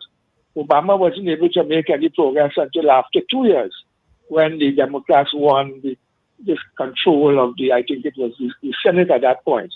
He was able then to get the Affordable Care Act passed, but he was up against a wall. He had no majorities in the House or the Senate. So it took him 2 years to get things going. I mean, you can have executive orders, which is what the president does to try to get around that. But in many cases, you can't do some of these things through executive orders. So I would say, Dr. Gonzalez, what is the change in dynamic that you have seen since President Biden endorsed Kamala Harris? From all accounts, she wasn't a particularly popular vice president, but she seems to be getting so much support now from the Democratic Party moving forward to becoming the new nominee heading to the election. What do you think? How do you think this changes the dynamic of both campaigns moving forward? I think it changes it significantly. My sense is that she was not doing too well in the first year or the first year and a half. I had some reservations. I didn't see her out there, championing any major causes. And I felt maybe she was there just for the status and, But she's a very interesting person. She has a very, very good record. She's an excellent campaigner. She has charisma. She speaks well. She's a fighter. And the second part of her tenure in office, the last year and a half, I would say, she started to emerge much stronger. I think Biden started to give her certain things to do, visits to the Middle East. Then she got involved in the abortion thing, and she campaigned for that. She got involved in the student loan thing, focusing a lot on the Black community, the supports of her a lot, and so on. And I think she did pretty well. She emerged as a much stronger player. I mean, you could just look at some of her campaign speeches, and when she speaks on the platform and things, you realize that she's a very dynamic and articulate speaker. And people listen to her. And in politics, that comes to a lot. That is what has really affected Biden a lot. He's not able to strike that rapport with the public that he's talking to. You hear when Kamala talk, you get that kind of response, which you get when you sing a soca song, jump and wave, and the crowd responds, and so you have that in politics, and that is what makes good politicians. The crowd is able to respond to them as they speak. But in addition to that, I think she has a lot going for her. She has an excellent background as a prosecutor, as you would know, in California. She was also an attorney general. All of this she won by election, so she had to campaign. Then she campaigned for the Senate, and she won the Senate. Again, that was a tremendous achievement. She did that. And she also ran in the primaries of the Democratic Party in the last election. And she campaigned. She had participated in the national debates on TV and so forth. And she was very good and so forth. So she is eminently qualified. I mean, I couldn't think of anybody else who would do a better job at this stage than her. She has been around this thing for quite a while. She has held top position. She's been vice president, very close to the president. She knows what has to be done. She knows what the policies are. She's very up in the party. So I wasn't surprised that you would have the party unifying behind her. As I could see, for example, there's no really alternative to her. Nobody has really come up and say that they want to run against her. As far as I see, there was Joe Manchin who has thrown his name out, but that's a joke really, because I can't see how he in any way could compete against someone like Kamala Harris. I know before Joe Biden had endorsed Kamala Harris as the nominee, there was speculation of how the Democrats would handle this. And some were saying that maybe they would have a kind of truncated primary to see who will emerge. Because some people weren't very confident about her. You could do those kinds of whisperings because they weren't sure. But obviously, Joe Biden tried to, well, not tried to, he cleared it up. And I think basically that was part of him stepping back, and that he's saying, I'm stepping back, but Kamala is the nominee.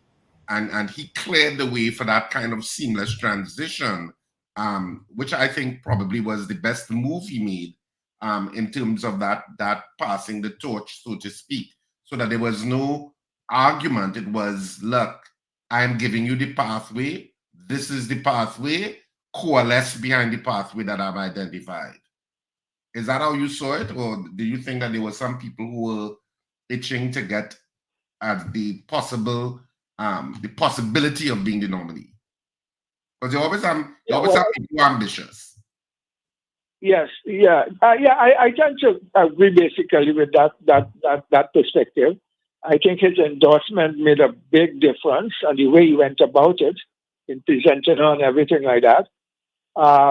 And she was able at the same time to really receive it with grace and, to play her part in terms of building confidence in her candidature, So she reacted pretty well in terms of how she accepted it and so forth. Now, I think what has played a lot in her favor as well is that the time is short and it is not possible to go through the primary process. And people are worried that Donald Trump is out there probably leading in the polls. I don't know. The polls are not very clear. And they want a quick resolution to this thing. They don't want to go through a process of having to choose a candidate with a lot of contests and so forth and criticism and debates and so forth. That would weaken them in that process, and they only have about 3 weeks and so forth to do that. So I think most people have decided, well, she's a good candidate. They don't see anything basically wrong with her.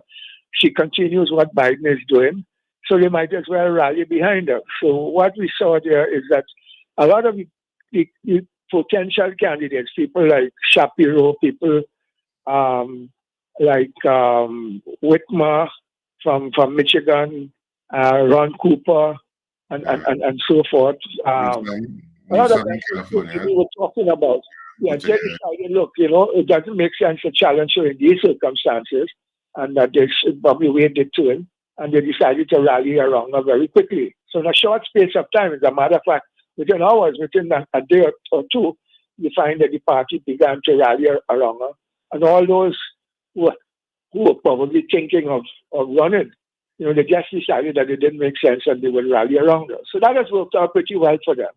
Yeah. And she has shown that she has the capacity. She has that dynamism that allows her to be able to present herself pretty well. How do you expect the Trump campaign to change?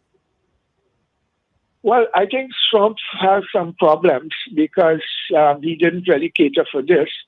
And Kamala is a totally different kettle of fish. Kamala is not Biden in the sense that she's stronger, she's tougher, she could articulate things better, and she does things. For example, yesterday when she was speaking at the campaign headquarters, you saw clearly the difference between her and Biden. Biden was not making the case very strong against Trump. He was, not that he didn't know it, but he wasn't articulated it in a way that people want to hear it. When you begin to listen to Kamala, for instance, yesterday when she spoke at the campaign headquarters here in Delaware, you got the impression that she knows this man well, and she knows how to articulate all these grievances against him. She starts off by saying, I was a prosecutor before, I'm familiar with all of these people like you, and I know how to deal with you and so forth. I have prosecuted people who are sexual rapists or something on which he was accused and I think convicted. I know people like you who have been are felons and was convicted for 34 felons. I spent the first part of my life doing this. And as a prosecutor, she would have an insight into these things and know how to deal with them, which Biden didn't have. And I think she plans to make maximum use of that, which if she gets on a stage together with him, or even outside of a debate with him, she's likely to probably refer to these things a lot. So I think definitely she's strong in that sense.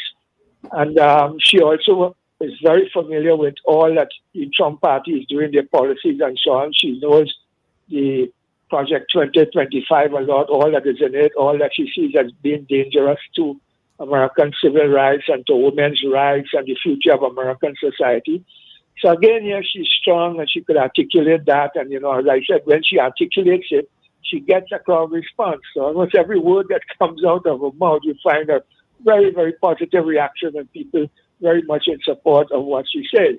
Again, you know, we tend to sometimes neglect these things, that kind of rapport that politicians have with their audience. But it's very important as to the kind of likeness, the kind of love they're able to draw from their audiences and so forth and build support. So what I've seen is really a lot of people who had second thoughts, who were kind of reluctant to get into the fray. They weren't too happy with where Biden was going. They had decided they weren't coming out to vote, and you know they were staying at home. So you found she's energized the Democratic base. Now, one of the things that she will have to do is choose a running mate. How important is that? Hillary Clinton won the popular vote but didn't win the election. There are some key states that Kamala Harris will have to win. And in many people's estimations, the choice of a running mate is going to be critical in that. What are your thoughts on that? Yeah, that is very important. She has to choose. There are about 6 or 7 battleground states, okay? The 3 of them in the Midwest, they are Michigan, Pennsylvania, Pennsylvania, and Wisconsin.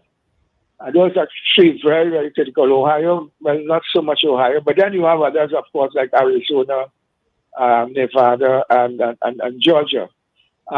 She has to choose, I think, a running mate from one of those states. And I would tend to think those 3 in the Midwest are very, very crucial because you tend to win or lose elections in those 3 states because of the Electoral College. Biden won by very small margin. Gretchen Whitmer, who's the governor of Michigan, has already, I think, indicated that she does not want to be the VP. I think she said no. So that would kind of leave it to the others. What do you think about Josh Shapiro from Pennsylvania as being a possibility? Well, I would think someone like that would may help. I don't know him too well. I've just heard him speak from time to time, but she has to remember to choose someone that she can get along with. That's also very important. You know, you choose someone who can kind of balance the ticket and who can bring support from a particular region that you're not getting support. And unlike Trump chooses a vice president on the basis of ideology and his extremism. I don't know how much support he really would bring, you know, among young people and so forth. But I suspect Trump felt that he already won and then that wouldn't help. But in her case, I think she has to choose someone that could add to the ticket. How much is the fact that she is a minority and female going to play into the choice she makes for a running mate? Yes, well, obviously, her ethnicity is not really is fully in her favor. But let us remember that the Democratic Party is supported by 60% non-whites. That is to say, Black Americans, Asian Americans, Chinese Americans, and Latinos. That's the 60%. And then 40% are usually liberal whites, mainly women, and young people, young college-educated people living in urban and suburban areas. That is where the Democratic support comes from. So I think that she has to focus on that, and she would do a pretty good job, I think, among the non-white support. I think she would perform pretty well there. And I think basically she has a constituency as a woman. You see, I feel that many Americans believe that it's time for a woman to become president, and many women, especially with the abortion issue, are prepared to come out there now and support a woman for president. So I think that works in a sense in a favor. And furthermore, I mean, when you think about who is coming, and when you think of what the alternative is Trump with Project 2025 and so forth. I think you tend to want to drop somewhat that concern about a white person being the president. So I don't see her ethnicity as acting too strongly against her in this situation. I think it may work. It may well work very much in her favor. And I think people know her over the years. She's not a new feature. She's around. She's been around. They know what they're going to get, and so forth. So I tend to feel that it may work pretty well in her favor. And you've had president. You've had Obama as a non-white president, and people may say, well, they didn't want a non-white person so soon again. That may be so, but in these circumstances, I think you have to deal with what you have. It's sort of like the lesser of two evils. I mean, when you put Trump up against someone like that, it's a hell of a contrast, and you have to decide what kind of country you really want. And in that sense, I think she tends to be a better. How much, if at all, did the attempted assassination of Trump help his campaign, if at all?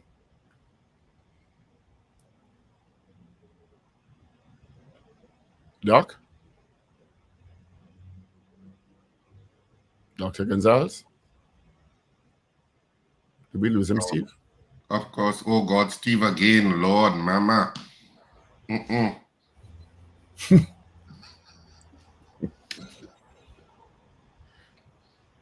need to position a cocaine broom in that office. There's one. You need to get 3 more.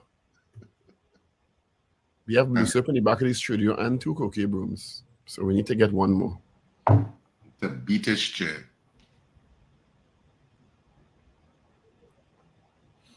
Yeah, but it's going to be interesting times in terms of that American election. I don't know how much that assassination attempt really assisted beyond the base that Trump already has. But I think it coalesced the base even stronger because so I think that base, but I think that base is already whoever they are that supports him. The strange thing about the United States is that so many lower level jobs, you have to have no convictions whatsoever to even be considered for so many lower level jobs across the United States. And yet the highest job, you don't have that convictions. It's so weird. Dr. Gonzalez, welcome back. Yes. Yeah, I was asking if you thought the assassination attempt on Donald Trump just over a week ago had any impact on his campaign at all, positive or negative? Yeah, I think it had some impact. I think an event like that, and I mean, if what is said there is correct, and I have no reason to doubt. I followed it through. I can't find any loopholes in it. It does create a sense of divine intervention. How could a bullet pass a quarter of an inch from a man's skull and, he survives and so forth? That creates some aura of mystique, some kind of thing. And, people would sort of rally around that. But my feeling is that, and I saw 1 or 2 polls already showing this, that Donald Trump hasn't increased much in the polls. There might be a slight increase, but he seemed to be sticking to around 45 or 47%, which he had since 2016. It's not increasing. It's not to say that if it had jumped about 50-something%, then you can say, okay, people are obviously awed by this and they see this guy. I think his policies are what are affecting him, and people are a bit scared of him becoming president. So the assassination attempt did give him something, largely probably with his base, but I don't think it did much for him outside his base. Let's say among the independents where that is going to be determined. That is, the whole decision about who is going to be president is actually going to come from how the independents vote, the independents and the undecided. So I didn't see him getting too much there as a result of the assassination attempt. So in my view, it's still in a balance. And I think Kamala stands a very good chance because, let's face it, people have been against the 2 candidates, Biden and Trump, and they wanted somebody younger. They want to see somebody more dynamic. They are concerned about what Trump is likely to do. He's going to turn over the whole society. And let's face it, it is real. When you read these concerns, you can't help but worry about what they're saying, and they're saying some things there that worries people. And it's likely to be like that, even if he wins the election or if he loses the election. So that they're in a very, very difficult situation. How do you think Trinidad and Tobago's issues or relationship and negotiations with Venezuela will be affected, if at all, if there's a Trump presidency. The government, through the Prime Minister and the Minister of Energy, have said that they have been talking to both sides in relation to that dragon gas deals, but we all know what Trump's position is generally on Venezuela. Do you think that sort of scenario developing will negatively affect Trinidad and Tobago's issues related to Venezuela and that dragon deal? Yes, well, I think if Trump comes, we are likely to see a return to what they call maximum pressure. I think that's the term they use. That is, Trump is going to want to come down harder on Maduro. One cannot say 100% because Trump is a bit mercurial. You know, he switches overnight, and you're never sure exactly where he's going. He may want to strike a deal with Maduro, so you never know. So you can't say 100% that it will like this. But going back to what he did before, he tended to have a very strong policy against Maduro, and he may probably come back with that. And if that is the case, it may make things a bit difficult for Trinidad. He may then come back and say, well, you know, they're no longer giving that UFAC license and they're revoking this and that, and they don't want any relationship with Venezuela. On the other hand, he may, however, decide, well, okay, this is a small country. You know, the gas is needed by this country because this economy is in a bind. And the gas is also needed by some of the CARICOM countries who have been pleading with him to let Venezuela supply them with gas and so forth. So, you know, he may probably look at this and may decide, all right, well, you know, let it go, and he may make some exception in those circumstances. Trump is a very funny person to assess because they say Trump likes dictators. He gets along very well with community.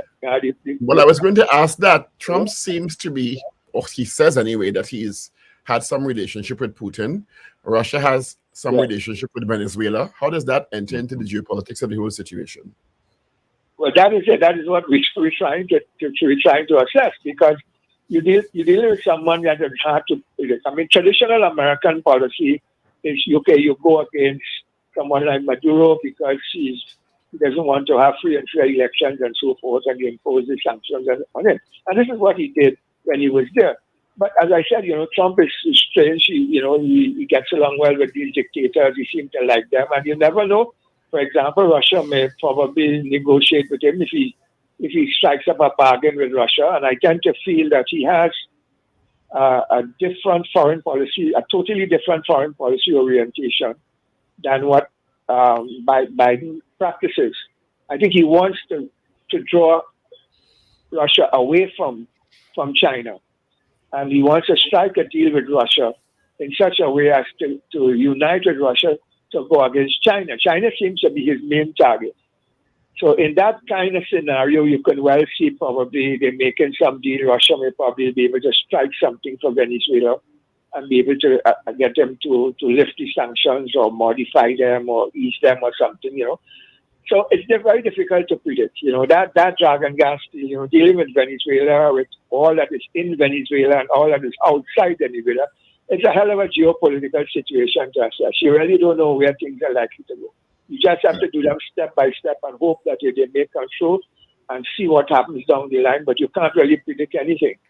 You know, it's quite likely, even under the present regime, for example, that if Maduro doesn't follow through with proper elections and you have a very bad report of you know, an election stolen and so on, that you're likely to get even under, let's say, a new democratic government, like under Kamala, you're likely to get them going back and saying, no, well, you know, we're going to reimpose these sanctions and do things like that. That is still a possibility. So, you know, you're dealing with a lot of uncontrollable variables, a lot of things happening there that over which you don't really have any control. So you just have to wait and see. Is it important for Kamala Harris to get the endorsement of Barack Obama? He hasn't endorsed her yet.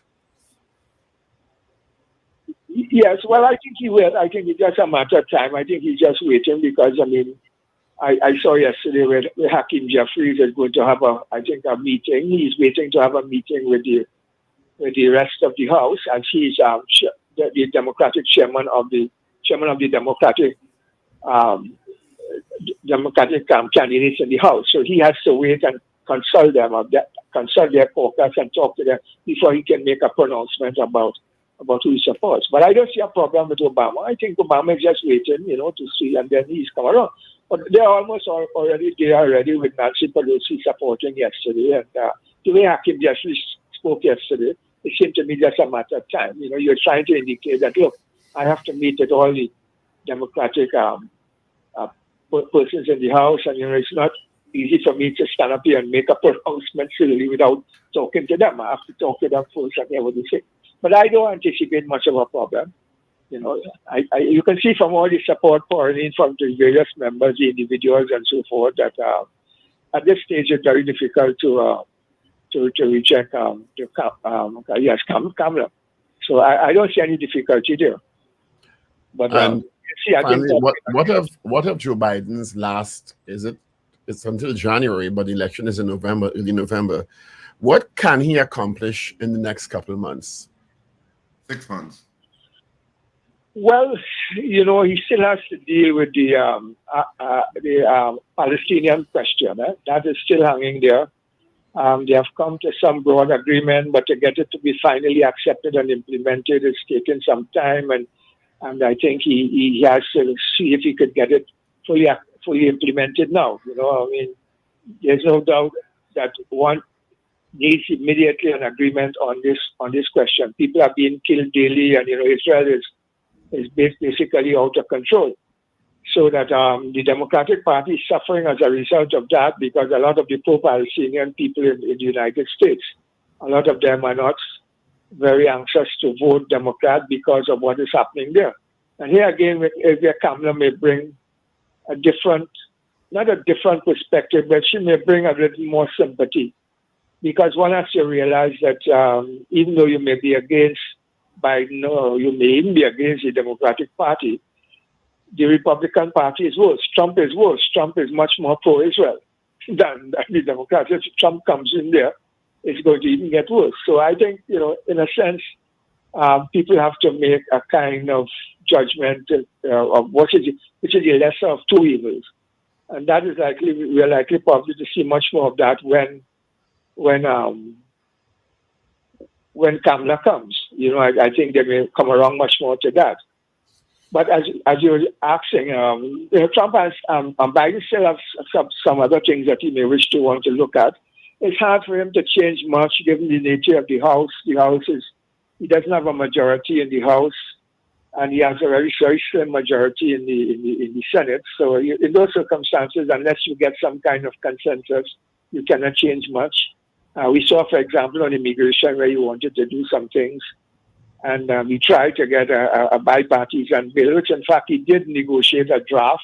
But then finally, when it came to the House to be approved, Trump rejected it and he caused it to fail because Trump wanted to use it for political purposes. That is the number one. That is the Republicans' number one issue, that immigration issue. Because as you know, Americans have become very sensitive to that inflow of migrants there. My God, I don't know. Sometimes I wonder how they're managing under that stress of all these migrants coming across that border. And I'm going to ask a very strange question: Is Trump a Republican, really? Well, Trump is a Republican insofar as he has redefined what the Republican Party is. When he came in, the party had a slightly different orientation. It was against big government. It supported largely things being done at the state. It was supported, not big government spending, for example. But Trump has come in and he has changed a lot of these things. He's running large deficits. He's spending government money on a whole lot of things and so forth. I think he has widened the debt by a significant amount. So that is not republicanism as we know it.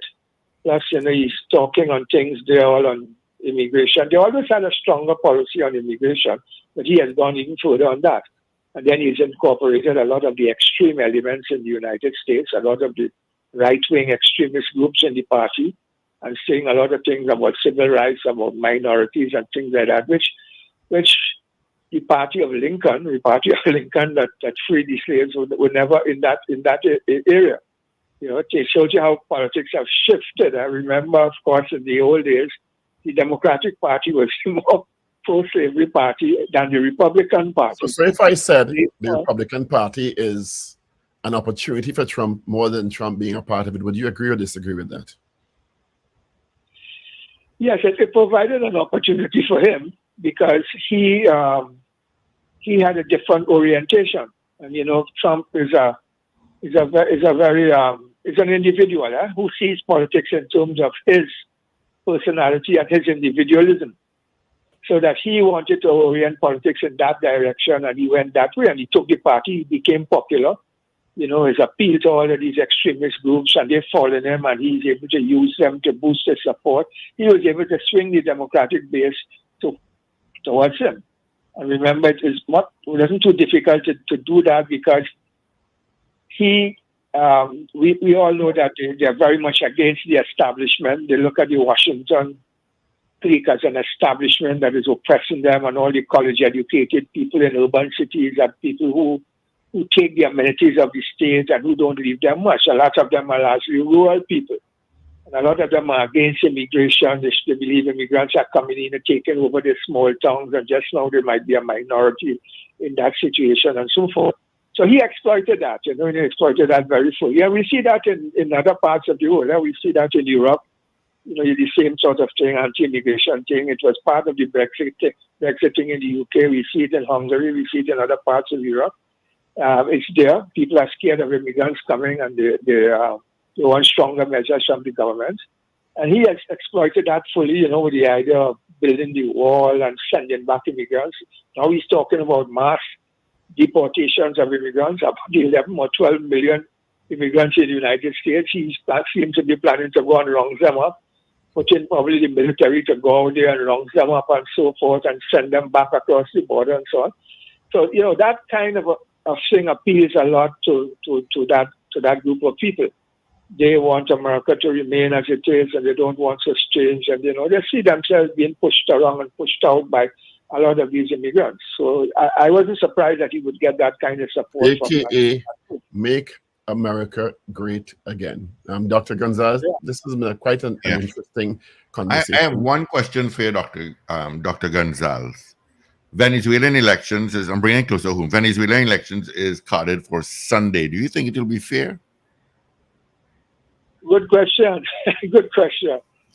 To be honest, I have not been following things there as much as I would like.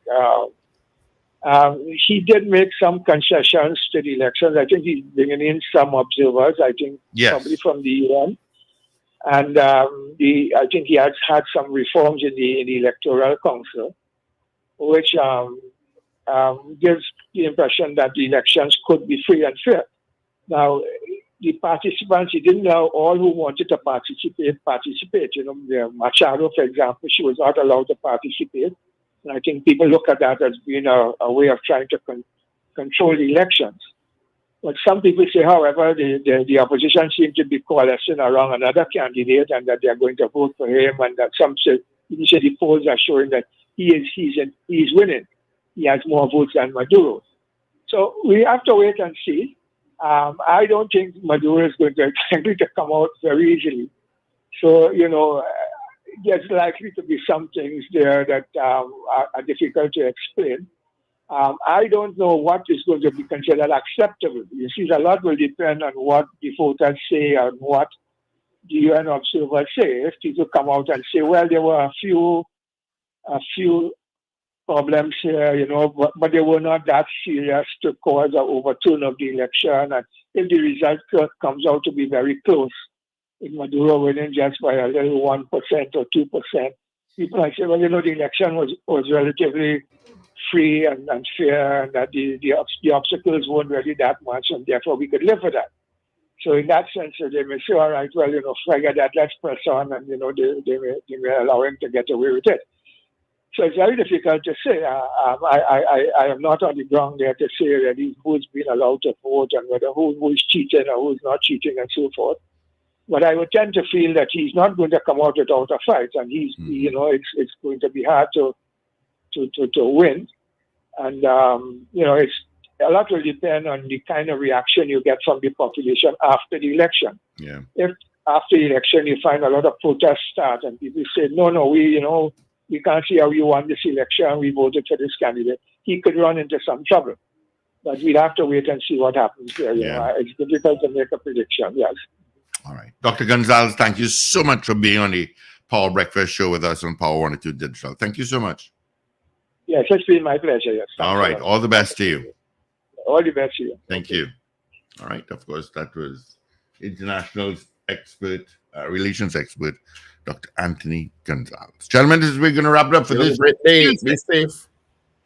Yes, this is where we wrap up the Power Breakfast Show for this morning. Of course, it is Tuesday. Tomorrow is midweek. Have a fantastic day, whatever you do. And remember to smile and laugh. It's great for your health.